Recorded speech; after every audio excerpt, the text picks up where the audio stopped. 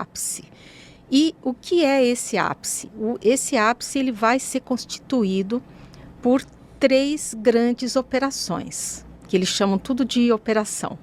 Né? Tá ótimo. Nós teremos, então, o apagão, Ixi, que eu vou Maria. explicar. O apagão já é bem comentado. Pela área, Já né? está rolando aí na internet. Isso aí é difícil, né? Isso aí é difícil as pessoas não terem medo. Não terem medo. Né? Vamos lá. O segundo é a magnífica operação de Miguel Arcanjo, que eu já vou explicar que é cada uma. Né? E a terceira é a operação de despertamento físico.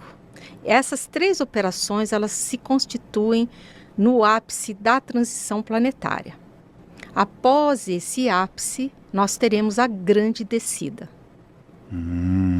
Que também é um assunto que deixa as pessoas... É um nome que já dá um medo, né? Uma grande descida. Podia ser uma